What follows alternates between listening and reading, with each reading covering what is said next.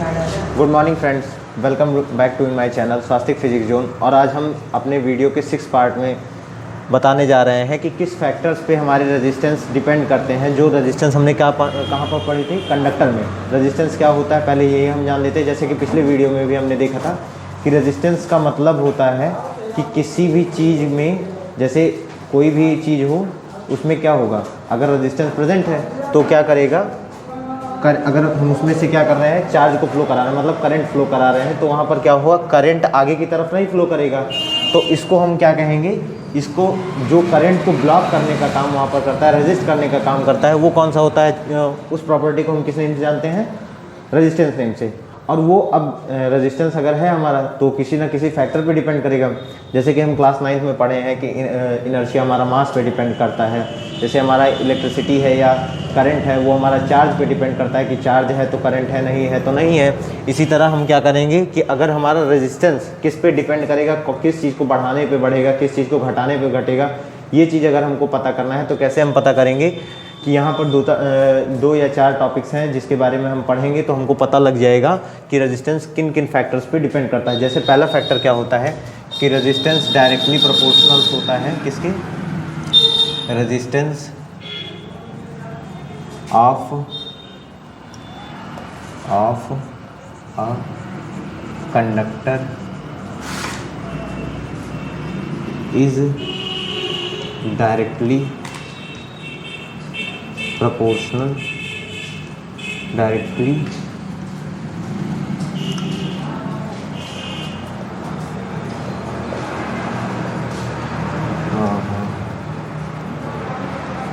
proportional to the length of the conductor। कि क्या होता है, रेजिस्टेंस किसके डायरेक्टली प्रोपोर्शनल होता है, हमारे कंडक्टर के लेंथ के, जिसको हम कैसे डिनोट करते हैं, R directly proportional to L. इसको मान लेते हैं हम इक्वेशन फर्स्ट अपना। अब यहाँ पर सेकंड क्या लेते हैं कि सेकंड हम मानते हैं कि रेजिस्टेंस अब किस पे डिपेंड करता है, तो रेजिस्टेंस डिपेंड करता है एरिया ऑफ क्रॉस सेक्शन। जैसे हम पहले एक फिगर ड्रॉ कर लेते हैं रफली, जिससे हम आसानी से समझ सकें कि हम समझाना क्या चाहते हैं। अब जैसे देखते हैं ये हमारा क्या है, एक कंडक्टर है जिसकी लेंथ कितनी है, एल लेंथ है इसकी, और इसका क्रॉस सेक्शन एरिया कितना है, ए। क्रॉस सेक्शन एरिया मतलब यहाँ का जो इसका एंडिंग पॉइंट, जैसे हमने वायर या अपने घर के रॉड में देखा है ना कि जैसे ये मान लीजिए रॉड है, तो यहाँ पर ये क्रॉस सेक्शन एरिया इसका माना जाएगा, जहाँ से एंट्रिंग और एंडिंग पॉइंट होगा इसका। तो ये क्या है, इसका क्रॉस सेक्शन एरिया है। यहाँ पर फिर क्या हम देखते हैं, इसका लेंथ है एल। अब यहाँ पर फिर क्रॉस सेक्शन एरिया पे कैसे डिपेंड करता है, तो क्रॉस सेक्शन एरिया पे inversely resistance of a conductor is inversely proportional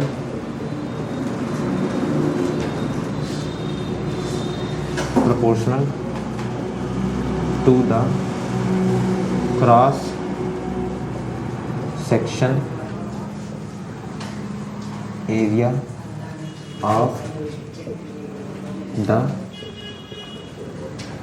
conductor ends.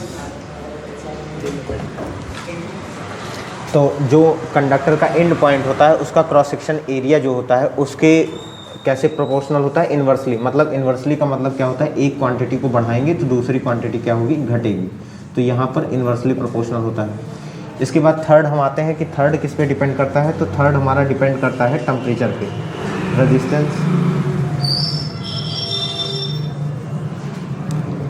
Is directly proportional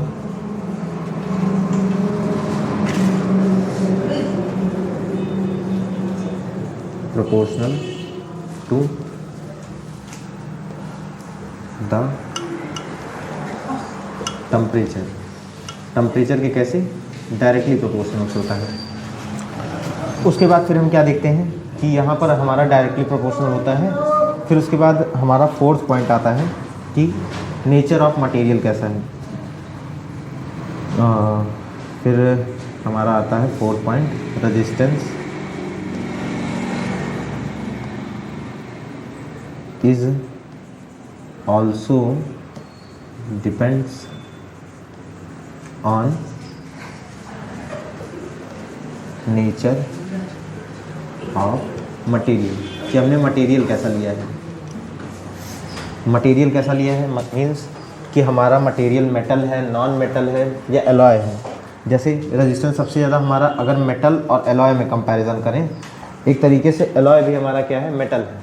metal जैसे एलॉय और मेटल में डिफरेंस क्या है, मेटल क्या होता है, प्योर एलिमेंट से बनता है, और हमारा एलॉय जो होता है वो मिक्सचर ऑफ टू मेटल से या दो से ज़्यादा बन सकता है। जैसे हमारा ब्रास क्या होता है, एक तरीके का एलॉय होता है, या हमारा नाइक्रोम हो गया। नाइक्रोम का यूज़ हम कहाँ करते हैं, जनरली अपने घरों में यूज़ करते हैं। क्यों यूज़ करते हैं, क्योंकि इसका रेजिस्टेंस बहुत हाई होता है, और रेजिस्टेंस अगर किसी चीज़ का हाई होगा तो उसमें हीटिंग इफेक्ट ज़्यादा क्रिएट होगा, जो कि करंट की एक प्रॉपर्टी है कि करंट अगर उसका किसी भी कंडक्टर में करंट को फ्लो कराया जा रहा है, वहाँ पर उसका रेजिस्टेंस बहुत ज़्यादा हाई है, तो उसमें क्या होगा, उसमें हीटिंग इफेक्ट ज़्यादा क्रिएट होगा।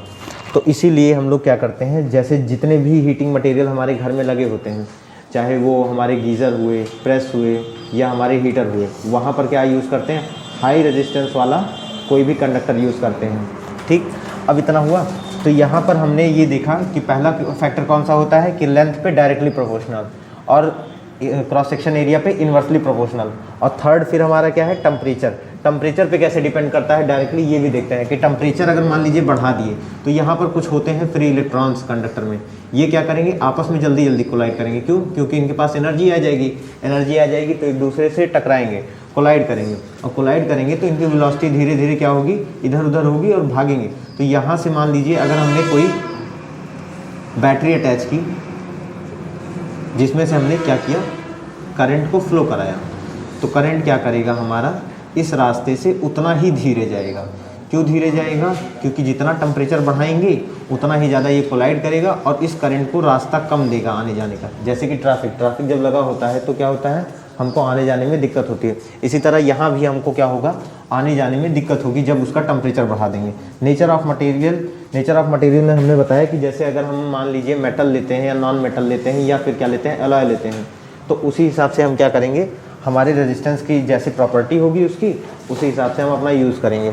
तो यहाँ पर रेजिस्टेंस फिर थर्ड पॉइंट पर हमारा किस पर, टेम्परेचर पे कैसे डिपेंड होता है ये भी हमको पता लगा, और कैसे हमारा किस पे, नेचर ऑफ मटेरियल पे कैसे डिपेंड होता है ये भी पता लगा। तो जिन चीज़ों में करंट अच्छा फ्लो कराना है उनकी रेजिस्टेंस की वैल्यू कैसी लेनी है, हमको लो लेनी है, और जिन चीज़ों में करंट की वैल्यू हमको मतलब हीट की तरह चाहिए, जैसे कि हमारे जो बल्ब आते हैं, जो पहले येलो लाइट वाले बल्ब आते थे टंगस्टन वायर वाले, उनको हम कैसे यूज़ करते थे, हीटिंग इफेक्ट ऑफ करंट की वजह से। तो यहाँ पर अब हम देखते हैं कि इन दोनों इक्वेशन को जब हम कंबाइन करेंगे तो क्या मिलेगा, R डायरेक्टली प्रोपोर्शनल्स टू या R प्रोपोर्शनल्स टू L/A, और L/A। तो यहाँ पर हम इतना पढ़े हैं ना कि अगर प्रोपोर्शनलिटी हटाते हैं तो हमको एक कांस्टेंट हमेशा मिलता है। यहाँ पर वो कांस्टेंट क्या होगा, रेजिस्टिविटी। रेजिस्टिविटी मीन्स कि यहाँ पर क्या होगा, ये एक इंटरनल प्रॉपर्टी होती है जो कि किसकी वजह से डिफाइंड होती है, हमारे रेजिस्टेंस और लेंथ और एरिया के हिसाब से डिफाइंड होती है। तो यहाँ ये क्या आया, हमारा फार्मूला आया जो कि हम पिछले टॉपिक में एक बार डिस्कस कर चुके हैं। फिर यहाँ से फिर हम क्या रेजिस्टिविटी का फार्मूला बनाते हैं, तो वो कितना बनेगा, रो इज इक्वल्स टू, अगर हम ट्रांसफ़र करते हैं इधर ए का, तो R/A/L, तो ये क्या आएगा, हमारा रेजिस्टिविटी का फार्मूला आएगा। सो इसको नोट डाउन कर लीजिए जिससे आपको हेल्प मिल सके अपने नोट्स बनाने में।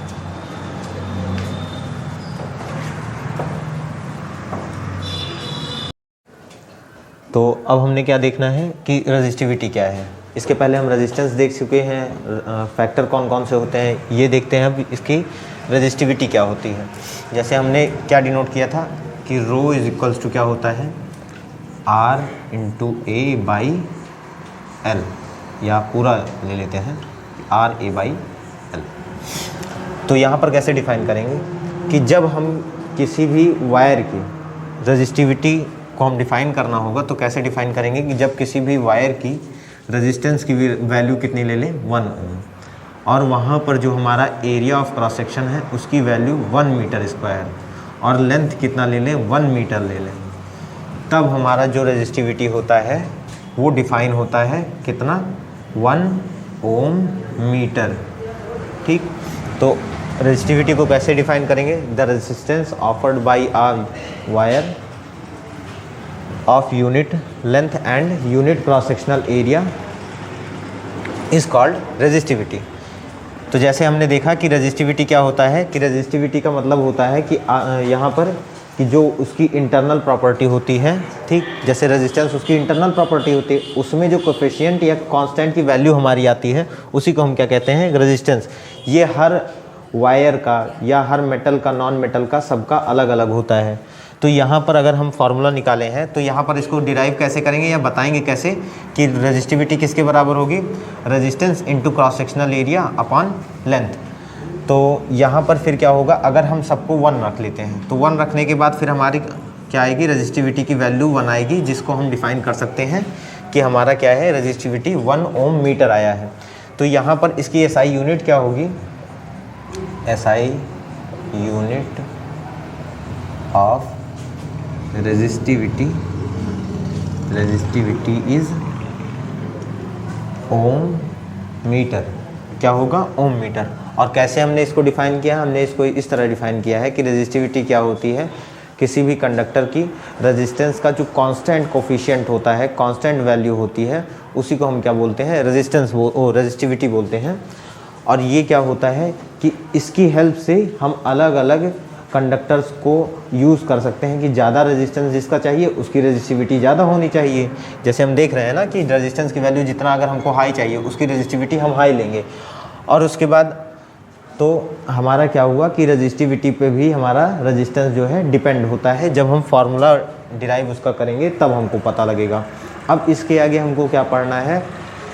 इसके आगे हमको पढ़ना है कि हमारा रेजिस्टेंस जो है वो किस तरह से यूज़ किया जाता है सीरीज़ में और पैरेलल में, जिससे हम क्या डिफ़ाइन कर सकते हैं कि आगे हम मतलब ये हमको पता लगेगा कि हमारा अगर मान लीजिए रेजिस्टेंस हमको यूज़ करना है, रेजिस्टेंस को क्या करना है? रेजिस्टेंस कई सारे रेजिस्टेंस हमको कंबाइन करने हैं, तो उनको कॉम्बिनेशन उनका कैसे कर सकते हैं, कितने नंबर में कर सकते हैं, मतलब किस मैनर में कर सकते हैं, ये हमको देखना है। तो उसको किस मैनर में कर सकते हैं? 2 मैनर में कर सकते हैं, सीरीज़ और पैरेलल में कर सकते हैं।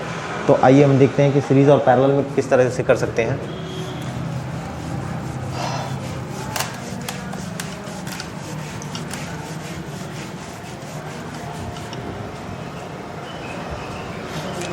तो यहाँ पर क्या देखते हैं? Combination of resistance. तो कॉम्बिनेशन ऑफ रेजिस्टेंस कितने मैनर में होता है? 2। पहला कौन सा है? Series combination. दूसरा कौन सा? Parallel combination. सीरीज़ और पैरेलल में डिफरेंस क्या होता है ये भी हम देखते हैं।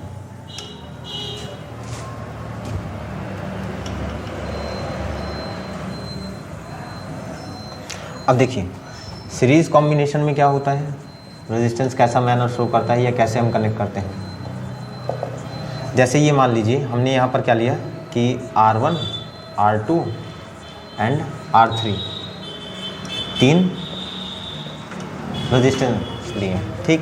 अब तीनों रेजिस्टेंस को क्या करेंगे? हमको अगर सीरीज़ में कनेक्ट करना है तो कैसे करेंगे कि यहाँ पर क्या मानते हैं, ये इसका लेफ़्ट मानते हैं, ये इसका राइट, तो फिर दूसरे वाले के लेफ़्ट से जोड़ेंगे और फिर इस सेकंड वाले को थर्ड वाले के, ये हमारा राइट था सेकंड वाले का और इसका ये लेफ़्ट है, ऐसे जोड़ेंगे। मतलब 2 एंड मान लेते हैं, एक को लेफ़्ट कह देते हैं, एक को आर कह देते हैं।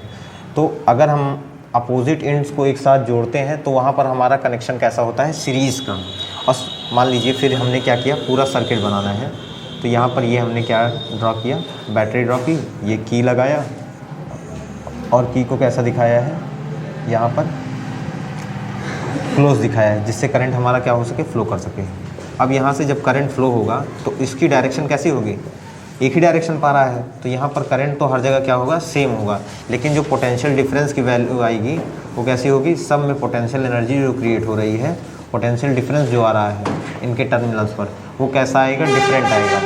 तो सीरीज़ में हमको क्या पता लगा कि यहाँ पर हमको ये पता लगा है कि जो हमारा कंडीशन होता है इनमें करंट का और पोटेंशियल डिफरेंस का, वो हमको पता लगा है। जैसे करंट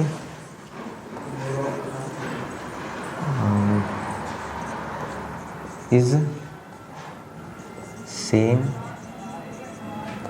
इन ईच रजिस्टर्स मतलब क्या होता है, जो सब्सटेंस रेजिस्टेंस को ऑफर करते हैं उनको जनरली रजिस्टर्स बोलते हैं।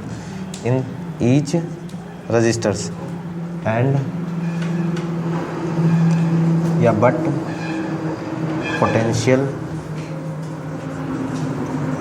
Difference value is different in each resistor. इसका अगर हमको इक्विवेलेंट निकालना हो, इक्विवेलेंट मतलब क्या होता है कि हमको टोटल अगर निकालना हो तो टोटल हम किस तरह से निकाल सकते हैं कि यहाँ पर क्या करेंगे, इसको क्या पहला रजिस्टर माने थे, इसको दूसरा और इसको तीसरा। अब हम इसको कैसे ऐड करेंगे ये हम देखते हैं। इसको हम क्या करेंगे, सीधा ऐसे जैसे ऐड होता है R1 + R2 + R3। अब अगर हम ये मान लेते हैं कि यहाँ पर कितने नंबर ऑफ, हम ऐसा समझ लेते हैं कि n नंबर के लिए, n नंबर रेजिस्टेंस के लिए लेते हैं, तो n नंबर रेजिस्टेंस के लिए कितना होगा, add up to so on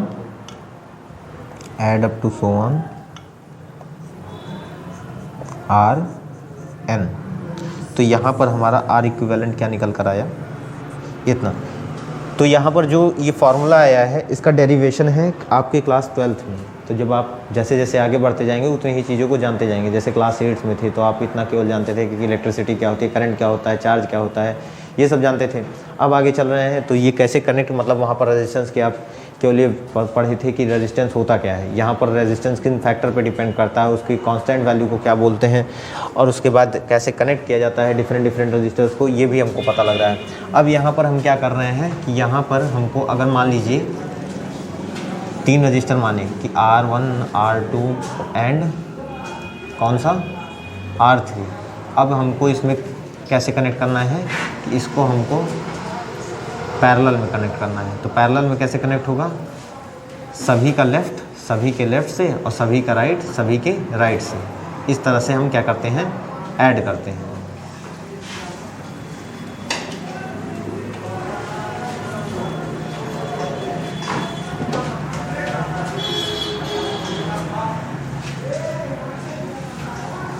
तो यहाँ क्या करेंगे, अब एक बैटरी लगा देते हैं जिससे हमको और अच्छे से फिगर हमारा सर्किट यहाँ पर हमारा ड्रॉ हो जाए।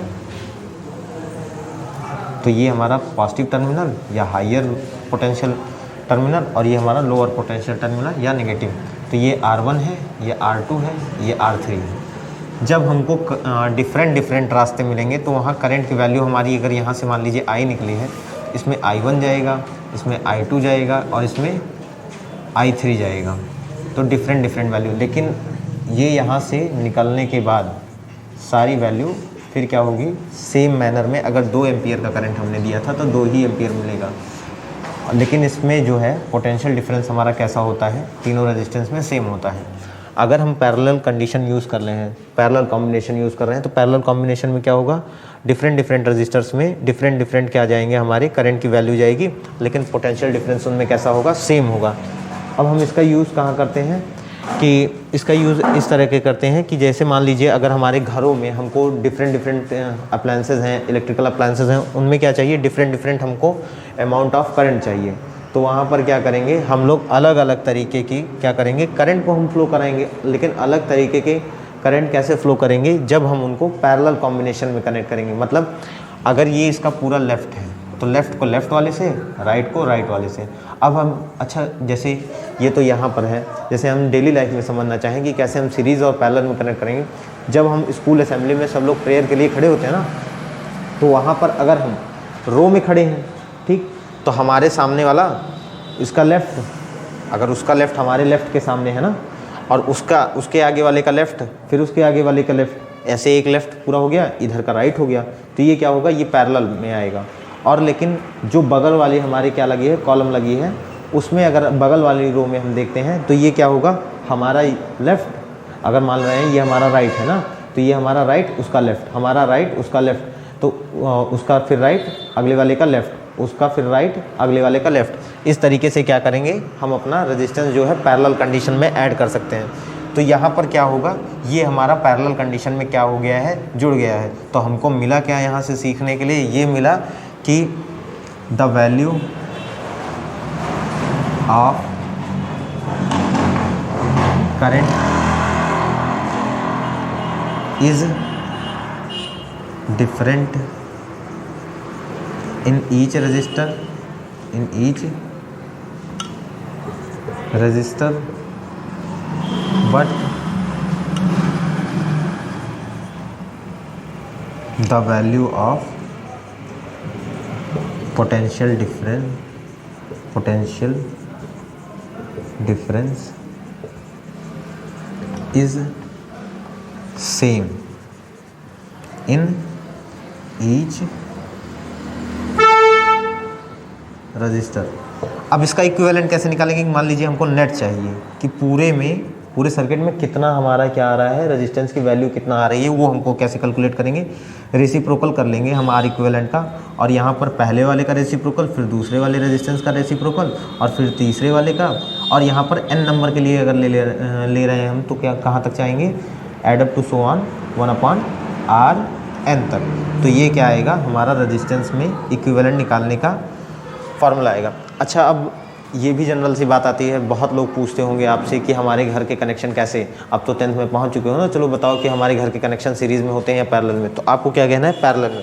अब रीज़न भी सुनिए इसका क्या होता है, पैरेलल में इसलिए होगा क्योंकि पैरेलल कंडीशन में क्या होता है, इसको डिफरेंट रास्ते मिलते हैं। जैसे हमारे घर में क्या होगा, डिफरेंट रास्ते इसलिए दिए जाते हैं क्योंकि क्या होगा, हम अलग अलग तरीके के अप्लायंस यूज़ कर रहे हैं, उनका अलग अलग रेजिस्टेंस होगा, तो वहाँ पर क्या होगा, उनकी करंट की वैल्यू अलग चाहिए। जैसे हमारे घर में कोई अप्लायंस कैसा है, मान लीजिए इसको 5 एम्पियर करंट चाहिए, अगर हम सीरीज़ में अगर इसको ऐड कर देते हैं तो क्या होगा, करंट की वैल्यू सेम होगी।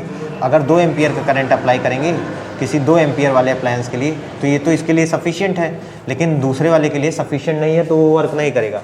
लेकिन अगर हम इसमें करते हैं तो इसमें क्या होगा कि अगर मान लीजिए पोटेंशियल डिफरेंस सेम रहेगा, लेकिन अगर इसको 2 एम्पियर करंट चाहिए तो ये 2 एम्पियर पा जाएगा, इसको 5 चाहिए तो ये 5 इसको मिल जाएगा।